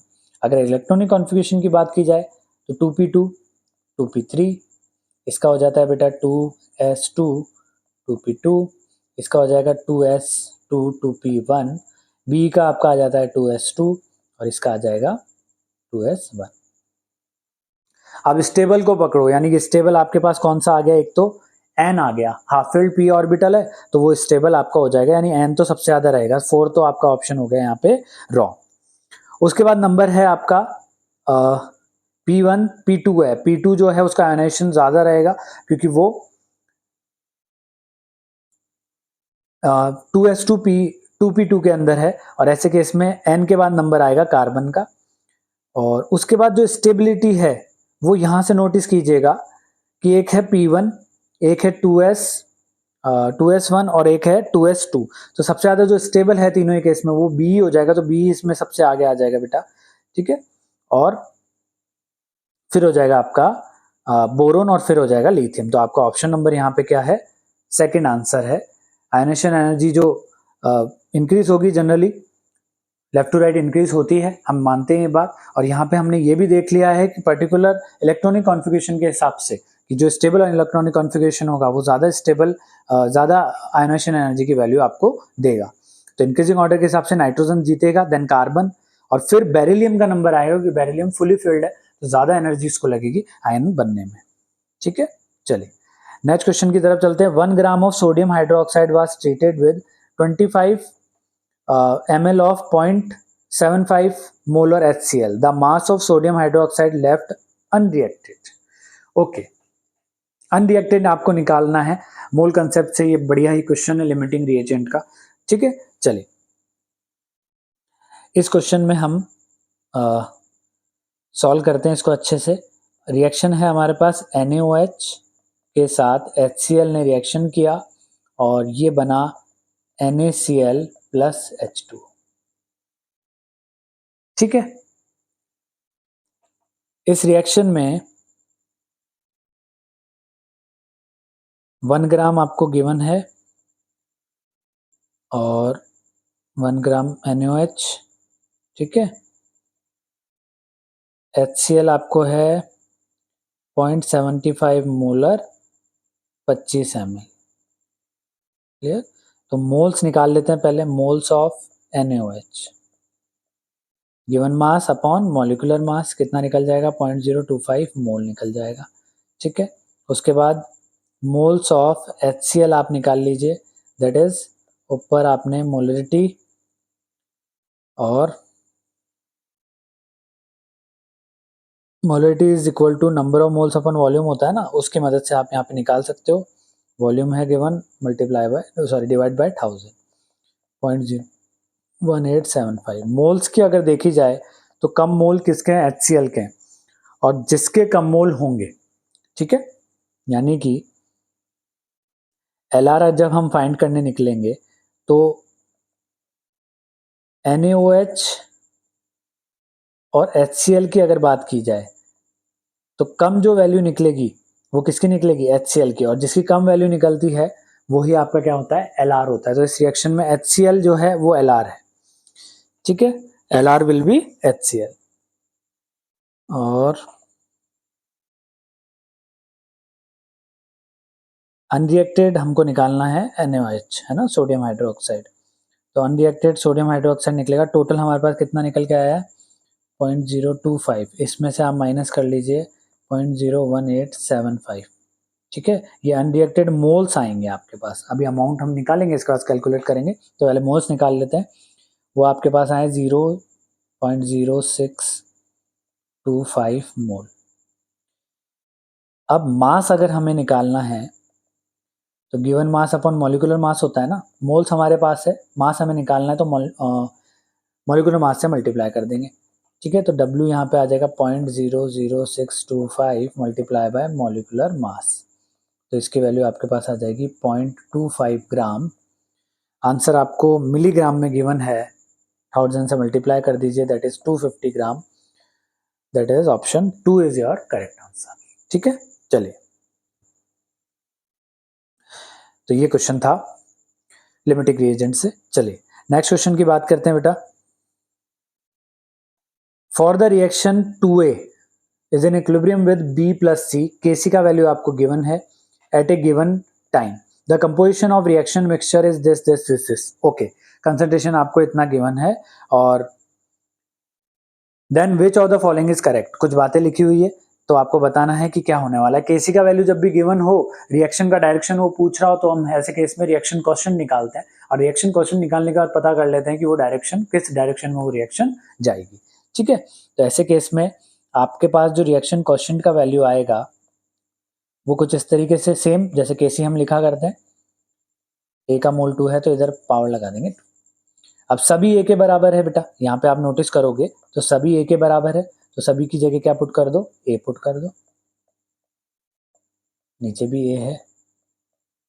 फर्दर ये चीज पूरी कैंसिल आउट हो जाएगी, Qc की वैल्यू हमें रखने की जरूरत ही नहीं पड़ी, वो क्या आ गई, 1 आ गई, और Qc की वैल्यू जो यहाँ पे है वो 1 है, लेकिन वो Kc से क्या है, बड़ी है।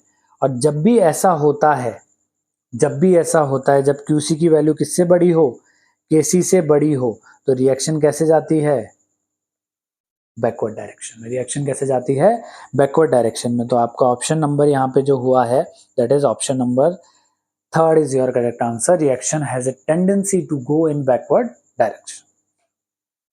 चलिए नेक्स्ट क्वेश्चन की बात कर लेते हैं। Given below are certain cations using inorganic quantitative analysis, ठीक है, arrange them in the increasing group of, okay, आपको कुछ आयंस यहाँ पे दे रखे हैं, सॉल्ट एनालिसिस जब हम पढ़ते हैं तो उस हिसाब से कुछ आयंस होते हैं, कौन से ग्रुप में वो आयंस आते हैं ये इसकी नॉलेज आपको यहाँ पे होनी चाहिए। तो हमारे पास जितने भी आयंस हैं, जैसे सबसे पहले इनको, अच्छा 0 से 6 में अरेंज करना है, तो वो जो अरेंजमेंट निकलेगा वो क्या निकलेगा आपको बताना, ओके। तो पहले ग्रुप लिख लेते हैं हम,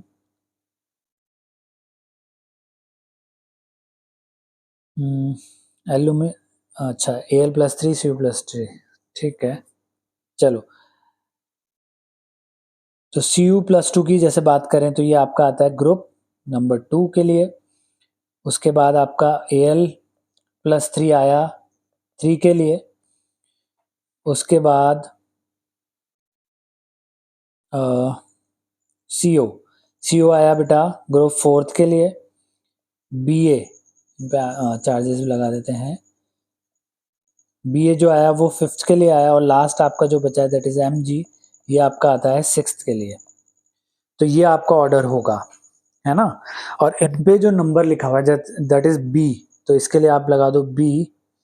एल्यूमिनियम आपका हो गया ए, सीओ हो गया आपका डी, बी हो गया सी, और एम जी हो गया ई। ये ऑर्डर आपको चेक करना है, B A D C E, B A D C E first option है आपका, बी ए डी सी, इस ऑर्डर के अंदर इनको अरेंज करना था, इंक्रीजिंग ऑर्डर के अंदर, second, third, fourth, fifth and sixth. ठीक है, चलिए ये भी सिंपल सा क्वेश्चन है। सॉल्ट एनालिसिस की नॉलेज आपको होनी चाहिए, जो आयंस है वो याद होनी चाहिए, जब भी जाके ऐसे क्वेश्चंस आप इजीली बना सकते हैं। चलिए नेक्स्ट क्वेश्चन की तरफ चलते हैं बेटा। The product of A and B obtained in the following reaction respectively are. NCERT की रिएक्शन है, ROH PCl3 के साथ रिएक्शन करता है तो आपको मिलता है RCl, साथ में मिलता है बेटा S3PO3। तो ए की जगह हमारा S3PO3 आ चुका है, ए की जगह आपको पूछ रहा है ए एंड बी, तो आंसर भी आ चुका है हमारा। ठीक है, फर्दर लेकिन एक बार क्वेश्चन को सॉल्व करते हैं। ROH PCl5 के साथ करता है तो RCl मिलता है, HCl मिलता है और आपको मिलता है POCl3। ठीक है, तो बी का वैल्यू भी आ चुका है। ऑप्शन नंबर 4 जो है यहाँ पे करेक्ट ऑप्शन बन चुका है। ये सेम रिएक्शन एनसीईआरटी से उठाई गई है। ROH PCl3 के साथ रिएक्शन कर रहा है, जो साइड प्रोडक्ट मिलता है that is S3PO3। ROH PCl5 के साथ करता है तो ऐसे केस में आपको क्या मिलता है बेटा, फॉस्फोरिल क्लोराइड मिलता है। ठीक है, POCl3। चलिए नेक्स्ट क्वेश्चन है, मास इन ग्राम of copper deposited by passing इतना ampere current through a voltmeter containing A copper sulphate solution for 100 second. चलिए बढ़िया क्वेश्चन है इलेक्ट्रोकेमिस्ट्री से। कॉपर का मास आपको गिवन है, 1F का जो आपको वैल्यू रखना है वो भी आपको यहाँ पे गिवन है, टाइम आपको गिवन है। ठीक है, एक फॉर्मूला आपका निकल के आता है बेटा मास डिपोजिट का, that is E current time upon F, यानी 96487। कैलकुलेशन पर्पज के लिए हम इसको 96500 भी ले सकते हैं, लेकिन यहाँ पे जो वैल्यू गिवन है वही हम लेंगे। इक्विवेलेंट की बात करें तो कॉपर आयन यहाँ किस में है बेटा, +2। ठीक है, कॉपर आयन कॉपर सल्फेट के अंदर किसके अंदर होता है, कॉपर सल्फेट भी लिख देते हैं, CuSO4। तो CuSO4 की अगर बात होगी तो CuSO4 में कॉपर आयन कैसे रहता है, +2 के अंदर रहता है। तो इक्विवेलेंट मास यहाँ पे क्या हो गया, 63/2। करंट की अगर बात की जाए तो current through a volt meter containing, ठीक है, करंट कितना ये यहाँ जा रहा है 9.6, पूरा ले लेते हैं 9.6487। टाइम लग रहा है इसको 100, नीचे हो गया 96487, जिसको फर्दर सॉल्व करने के बाद आपके पास आंसर आएगा 0.315 ग्राम ऑफ Cu, और वो है option number second is your correct answer. ठीक है बेटा, चलिए नेक्स्ट क्वेश्चन की बात करते हैं।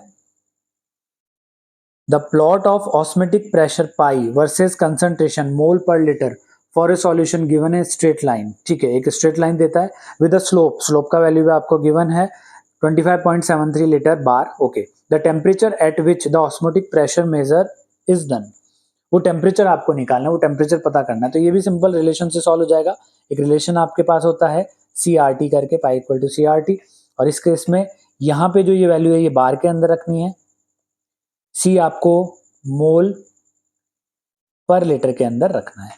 ठीक है, यहाँ पे स्लोप जो निकल के आएगा y इक्वल टू mx, अगर बात की जाए इनके और इनके बीच में ग्राफ जो है आपका बनाया गया है, तो y इक्वल टू mx के फॉर्म में अगर ये इक्वेशन है तो स्लोप जो निकल के आया दैट इज m की वैल्यू यहाँ पे क्या निकल के आई है बेटा, RT। स्लोप की वैल्यू हम डायरेक्ट पुट करते हैं, m is equal to RT, आपका रिलेशन आ गया। ठीक है, स्लोप की वैल्यू RT आई है तो m की वैल्यू आपको दे रखी है 25.37 इज इक्वल टू R की वैल्यू आपको ये भी गिवन है, T तो आपको निकालना ही है तो डायरेक्ट आप यहां से निकाल लोगे। ठीक है, T का वैल्यू हो जाएगा 310 केल्विन। 310 केल्विन, क्योंकि सारे ऑप्शन हमको डिग्री सेल्सियस में गिवन है तो इनको डिग्री सेल्सियस में कन्वर्ट कर देते हैं। माइनस कर दीजिए 273 इसमें से, तो ये आ जाएगा 2710 और ये आ गया 37 डिग्री सेल्सियस। ठीक है, option number first is your correct answer. ठीक है, चलिए नेक्स्ट क्वेश्चन की बात करते हैं। Identify the major product C forming in the following reaction sequence. आपने पहले NaCN के साथ रिएक्शन कराई, A प्रोडक्ट आपको मिला, फिर B और फिर आपको मिलता है C। तो देखिए सबसे पहले जब हम NaCN के साथ रिएक्शन कराएंगे तो कौन सी रिएक्शन है, SN2 रिएक्शन यहाँ पे होगी, और आपको जो A प्रोडक्ट मिलेगा वो मिलेगा CH3 CH2 CH2 CN, ये आपको A प्रोडक्ट मिलेगा। फर्दर इसका हाइड्रोलाइसिस अगर हम करेंगे तो CN का जब भी हाइड्रोलाइसिस होता है तो आपको प्रोडक्ट कौन सा मिलता है बेटा, CH3 CH2 CH2 ये तो सिमिलर रहेगा, यहाँ पे आ जाएगा CONH2, अमाइड मिल गया। अमाइड को आपने NaOH के साथ रिएक्शन करा दी है, और जब भी हम NaOH के साथ रिएक्शन कराते हैं तो ऐसे केस के अंदर हॉफमैन ब्रोमाइड रिएक्शन होती है। हॉफमैन ब्रोमाइड रिएक्शन के अंदर जो CO होता है वो उड़ जाता है, वो गायब हो जाता है। तो ऐसे केस में आपको जो C प्रोडक्ट मिलेगा वो मिलेगा CH3 CH2 CH2 NH2, ठीक है। और यहाँ पे आपके पास जो ऑप्शन है वो हो जाएगा option number propyl amine, that is option number first, CH3 CH2 NH2, ठीक है। चलिए next question, identify the correct answer. 3 resonance structure can be drawn from ozone. Ozone के कितने स्ट्रक्चर आप बना सकते हो? ओजोन के आप 2 ही स्ट्रक्चर आप बना सकते हो, ठीक है। ओजोन कुछ इस तरीके का होता है, तो इसके 2 ही रेजोनेंस स्ट्रक्चर आपको देखने को मिलते हैं, ठीक है। एक ऐसा और एक ऐसा। तो ये तो आपका गलत हो गया, करेक्ट आपको बताना है। BF3 has non zero dipole moment. BF3 कैसा होता है बेटा? प्लेनर होता है। प्लेनर होने की केस में जो डाइपोल मोमेंट उसका आएगा कुछ इस तरीके से, है ना। ये BF3 ऐसा है, तो डाइपोल मोमेंट जो निकल के आएगा, नेट डाइपोल मोमेंट, वो कितना निकल के आता है? 0 निकल के आता है। यहाँ पे आपको बोल रखा है नॉन जीरो के लिए, तो ये ऑप्शन भी आपका हो जाएगा incorrect. Dipole moment of NF3 is greater than NH3, ये भी गलत है, ये भी डायरेक्ट NCERT से क्वेश्चन है। NF3 is greater than NH3 नहीं हो सकता। NH3 का डाइपोल मोमेंट हमेशा NF3 से ज्यादा होता है। NH3 का डाइपोल मोमेंट NF3 से ज्यादा होता है, ठीक है। क्योंकि इस केस में जो रिजल्टेंट डाइपोल बनता है वो एक ही डायरेक्शन में बनता है, लेकिन NH3 के केस में वो 2 डायरेक्शन में हो जाता है, तो वो डाइपोल मोमेंट का वैल्यू कम हो जाता है। इस वजह से NH3 यहाँ पे डाइपोल मोमेंट के केस में जीत जाएगा, और ऑप्शन नंबर 3 भी आपका गलत है, ऑप्शन नंबर 2 भी गलत है। बचा कौन? ऑप्शन नंबर 4 ही बचा है, तो वही आंसर है। ऑल्दो फिर भी एक बार हम चेक कर लेते हैं। CO3 2- आयन के 3 कैनोनिकल फॉर्म्स आएंगे, ठीक है, जब वो रेजोनेंस करेगा। यानी पहला तो हम बना लेते हैं कुछ इस तरीके से, ये फर्स्ट। इसके बाद एक और बनाते हैं बेटा, ऑक्सीजन कार्बन ऑक्सीजन, ये सेकंड। और एक और बना लेते हैं ऑक्सीजन कार्बन ऑक्सीजन, ये कुछ डबल। तो 3 फॉर्म आपको यहाँ पे देखने को मिलते हैं कुछ ऐसे, जो CO3 2- आयन के बनेंगे। तो 4th ऑप्शन आपका करेक्ट आंसर है। नेक्स्ट क्वेश्चन की बात करते हैं। एक स्टेटमेंट आपको दे रखा है CONH3 6 आपका होमोलेप्टिक है, C कॉम्प्लेक्स है, और CONH3 4Cl2 इज हेट्रोलेप्टिक। देखिए जिसमें सेम नंबर ऑफ लिगेंड है, मतलब सेम टाइप ऑफ लिगेंड लगे हुए हैं, तो वो तो होमोलेप्टिक होगा डेफिनेटली। जिसमें अलग अलग टाइप के लिगेंड लगे हुए हैं वो हेट्रोलेप्टिक होगा। तो स्टेटमेंट फर्स्ट तो आपका करेक्ट है। Complex having has 1 kind of ligand, वो आपके होमोलेप्टिक है, ठीक है। और more than 1 kind of ligand, ठीक है। तो स्टेटमेंट 2 भी आपका यहाँ पे क्या हो चुका है बेटा? करेक्ट हो चुका है। क्लियर? स्टेटमेंट 1 स्टेटमेंट 2 दोनों ही है यहाँ पे करेक्ट ऑप्शन। चलिए नेक्स्ट क्वेश्चन की तरफ चलते हैं। ओके, एक रिएक्शन आपको दे रखी है, उसमें आपको P प्रोडक्ट के बारे में पूछा जा रहा है। KMNO4 और हाइड्रोजन के रेस्पेक्ट में रिएक्शन करवाई जा रही है। देखिए अगर इस स्ट्रक्चर को ध्यान से देखा जाए, सिर्फ इस स्ट्रक्चर के बनाने का तरीका अलग है, बस इसको ध्यान से देखा जाए तो ये क्या है? एक एल्कीन है। एल्कीन का KMNO4 के साथ रिएक्शन कराया जा रहा है, तो ये जो प्रोडक्ट आपको मिलेगा ये मिलेगा बेटा ये प्रोडक्ट, ठीक है। KMNO4 से एल्किन डायरेक्टली जाके रिएक्शन कर डायरेक्टली जाके ऑक्सीडाइज डायरेक्टली किस में हो जाएगी? COH कार्बोक्सिलिक एसिड में हो जाएगी, क्योंकि यहाँ पे रिंग के अलावा भी कार्बन है, और वो कार्बन डायरेक्टली किस में चेंज हो सकता है? COH में चेंज हो सकता है। अगर रिंग के अंदर वाला कार्बन ही ऐसा कुछ करता है तो वो पॉसिबल नहीं हो पाता है, ठीक है। तो यहाँ पे आपको ऑप्शन कौन सा मिलता है? Option number 2 is your correct answer, जो कि इस क्वेश्चन में एज अ मेजर प्रोडक्ट काम करेगा, ठीक है। चलिए नेक्स्ट क्वेश्चन की तरफ चलते हैं। The pair of lanthanoid ion which are diamagnetic, वो लेंथेनॉइड आयन के पेयर आपको बताने हैं जो कि कैसे होंगे? डायमैग्नेटिक होंगे। देखिए Ce4+ की अगर बात करूं तो इसका जो इलेक्ट्रॉनिक कॉन्फ़िगरेशन रहता है वो रहता है Xc54 के बराबर, ठीक है। YB की अगर बात करूं तो उसका इलेक्ट्रॉनिक कॉन्फ़िगरेशन रहता है Xc54 4F14 और 5D0, ठीक है। और दोनों ही को अगर आप नोटिस करोगे तो दोनों में जो अनपेयर्ड इलेक्ट्रॉन है वो 0 है, और ऐसे केस में 0 होने की वजह से दोनों ही क्या है, डायमैग्नेटाइज है। तो आपका ऑप्शन नंबर फर्स्ट यहाँ पे क्या हो जाता है, करेक्ट आंसर हो जाता है। लेंथेनॉइड पेयर वो बन जाता है जो डायमैग्नेटिक है। ठीक है,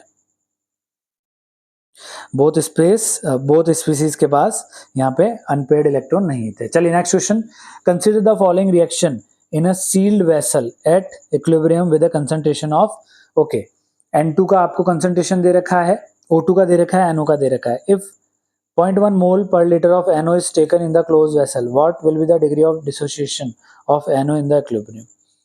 चलिए इसको सॉल्व कर लेते हैं।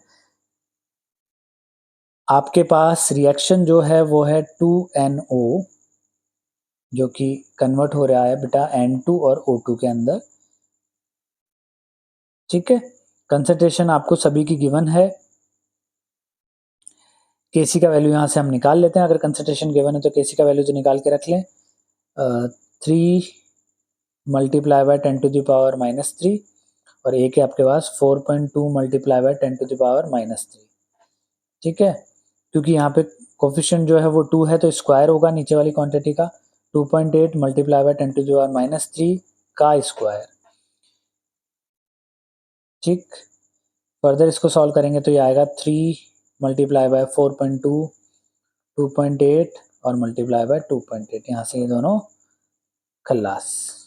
क्लियर, 1.60 इसका Kc का वैल्यू आ चुका है। अब इस रिएक्शन में अगर हम बात करें तो एक बार दोबारा से लिख लेते हैं, NO is in equilibrium with N2 और O2। पहले इसका concentration C alpha, C minus C alpha, यहाँ पे 2 के लिए है तो यहाँ पे क्या करूँगा, C अल्फा बाय 2, ये 1 मोल के लिए है ना, तो ये हो जाएगा C अल्फा बाय 2। ये 2 मोल के लिए लिया गया है तो 1 मोल के लिए कितना हो जाएगा, C alpha by 2। C alpha उसमें से एलिमिनेट हुआ है, तो C अल्फा बाय 2 एलिमिनेट हुआ है, तो दोनों मिलकर क्या बनेंगे, C अल्फा बनेंगे। तो पुरानी कंसंट्रेशन में से माइनस C अल्फा बाय 2 आपको हटाना है, जिसको कंबाइन करके हमने क्या लिखा है, C अल्फा लिखा है। फर्दर इसके लिए हम Kc का वैल्यू अगर निकालेंगे तो ये आएगा बेटा C अल्फा का होल स्क्वायर अपॉन 4C, इसको कॉमन ले लेते हैं, 1 माइनस अल्फा का होल स्क्वायर। ठीक है, अल्फा अपॉन 1 माइनस अल्फा का whole square is equal to 4 multiply by 1.6। जहाँ फर्दर अगर हम इसको सॉल्व करेंगे, alpha 1 minus alpha is equal to 2 multiply by 1.26, जिसको फर्दर सॉल्व करके आपके पास अल्फा का वैल्यू आ जाएगा 0.717, जो कि आपका ऑप्शन नंबर क्या है, 4। इसको फर्दर आप सॉल्व करेंगे जब, तो अल्फा की वैल्यू आपको 0.717 यहाँ से मिल जाएगी। ठीक है, अगले सवाल की तरफ चलते हैं। A compound X contain 32% A, 20% of B and remaining percentage of C। A कितना है, 32 है, B कितना है, 20 है। A आपके पास ऐसे लिख लेते हैं बेटा, A, B और C। ये कितना है, 32 है, ये आपके पास है 32, ये है आपके पास 20 और रिमेनिंग जो बच गया दैट इज 48, वो कौन हो जाएगा, C हो जाएगा। मोल्स की बात करें तो A का आपको मॉलिक्यूलर मास दे रखा है, B का और C का दे रखा है, तो जितने ये प्रेजेंट है उनके मॉलिक्यूलर मास से डिवाइड कर देंगे तो मोल्स निकल जाएगा। ठीक है, तो 32 मोल्स की बात कर लें अगर, तो 32 डिवाइड बाय 64, यहाँ पे आ जाएगा 40 डिवाइड बाय 20 और इधर आ जाएगा 48 डिवाइडेड बाय 32। इनका रेशियो जो आ रहा है वो आ रहा है 1/2, ये आ रहा है, ये भी 1/2 और ये आ रहा है 3/2। ऐसे केस में जो सिंपलेस्ट रेशियो आ रहा है 1:1:3 आ रहा है निकल के। ये पूछ रहा है आपसे एम्पेरिकल फॉर्मूला क्या होगा, तो जो सिंपलेस्ट रेशियो में फॉर्मूला बने AB/C 1:1:3, तो सिंपलेस्ट रेशियो में आपके पास क्या फॉर्मूला बन रहा है, AB/C3 आपका ऑप्शन नंबर 2 के अंदर है, तो यही आपका आंसर हो जाता है। एम्पेरिकल फॉर्मूला का मतलब है सिंपलेस्ट रेशियो के अंदर जो फॉर्मूला आपका निकल के आ रहा है, मतलब A कितना प्रेजेंट है, B कितना प्रेजेंट है और C कितना प्रेजेंट है, और तीनों कंबाइन करके जो फॉर्मूला मिलेगा वही आपका एम्पेरिकल फॉर्मूला होगा। Next question, work done during reversible isothermal expansion of 1 mole of hydrogen gas at 25 degree Celsius from pressure of 20 atmosphere to 10 atmosphere. ठीक है, आर का वैल्यू आपको गिवन है 2.0 कैलोरी के इनवर्स मोल इनवर्स। ठीक है, work done का जो बेटा फॉर्मूला यहाँ पे होता है किसके लिए, रिवर्सिबल आइसोथर्मल एक्सपेंशन के लिए, वो होगा W is equal to minus 2.303 nRT log, अब प्रेशर के टर्म्स आपको दे रखे हैं तो P1 अपॉन P2, वॉल्यूम के टर्म दे रखे होते तो वॉल्यूम के टर्म भी हम यूज कर सकते थे इसमें। ठीक है, इज इक्वल टू 2.303, एन का वैल्यू यहाँ पे क्या है, एन का value reversible isothermal hydrogen gas है ना, तो 1 मोल ऑफ हाइड्रोजन गैस हो रहा है तो 1 मल्टीप्लाई बाय आर का वैल्यू गिवन है ही टी आपको स्टैंडर्ड रखना है दैट इज 298, और यहाँ पे हम लिखेंगे log 10, प्रेशर दोनों पुट कर देंगे 2/10, तो log वो तो 2 आ ही चुका है। फर्दर जब इसको हम सॉल्व करेंगे -2.303 मल्टीप्लाई बाय 298 log 10 2, जिसका फर्दर वैल्यू क्या होता है 0.301। इसको सॉल्व करने के बाद जो आपका आंसर आएगा दैट इज -413.14 कैलोरीज, और ये आपके ऑप्शन नंबर 2 के अंदर है। ठीक है, ये आपके ऑप्शन नंबर 2 के अंदर है, तो ऑप्शन नंबर 2 आपका यहाँ पे हो चुका है करेक्ट आंसर। चलिए नेक्स्ट क्वेश्चन की बात करते हैं बेटा, during preparation of more salt solution, जो कि क्या होता है फेरस अमोनियम सल्फेट होता है। ठीक है, which of the following acid is added to prevent hydrolysis of Fe+ ion, कौन सा acid, which of the following acid is added to prevent hydrolysis of Fe+ ion. ठीक है, कौन सा एसिड जो है वो मिलाया जाए इसके अंदर, ये तो कंफर्म है कि वो सल्फ्यूरिक एसिड है। ठीक है, ये तो चीजें पड़ी हुई है एनसीईआरटी के थ्रू कि ये तो कंफर्म है कि वो कौन सा है बेटा, सल्फ्यूरिक एसिड है। ठीक है,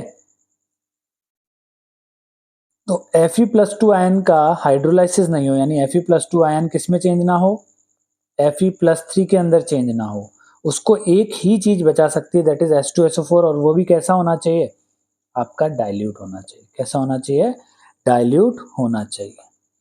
तो अगर डाइल्यूट H2SO4 आप लेंगे तो इसका प्रिवेंशन कंफर्म है। तो डाइल्यूट HCl गलत है, कंसंट्रेटेड तो गलत है ही, डाइल्यूट नाइट्रिक एसिड ये भी गलत है, एक ही ऑप्शन बच रहा है that is option number 4, dilute sulphuric acid is the right answer, जो Fe+2 को Fe+3 यानी कि उसका हाइड्रोलाइसिस होने से रोक लेगा। ठीक है, क्योंकि जो कंसंट्रेटेड HCl है वो ऑक्सीडाइजिंग एजेंट की तरह यहाँ पे काम कर लेगा, पर डाइल्यूट HCl यहाँ पे ऑक्सीडाइजिंग एजेंट के लिए काम नहीं करता है, और वो फर्दर आपको ऑक्सीडाइजिंग एजेंट की तरह काम नहीं करता, तो फर्दर Fe+2 का हाइड्रोलाइसिस रोक लेगा बेटा, है ना। चलिए नेक्स्ट क्वेश्चन की तरफ चलते हैं, the rate of reaction quadruples when temperature changes from 27 to 57। ठीक है, the calculate the energy of activation. चलिए ये रिलेशन की अभी भी बात की है हमने। ठीक है, जब दो रेट दे रखे हैं आपको, दो टेम्परेचर दे रखे हैं, तो एक रिलेशन होता है R2/R1 जो है वो क्वाड्रपल हो रहे हैं, मतलब पहले जो रेट थी उसका 4 टाइम्स हो रहा है, तो उन दोनों का रेशियो आपका निकल के आ रहा है 4, वही किसके बराबर हो जाएगा, उनके रेट के बराबर।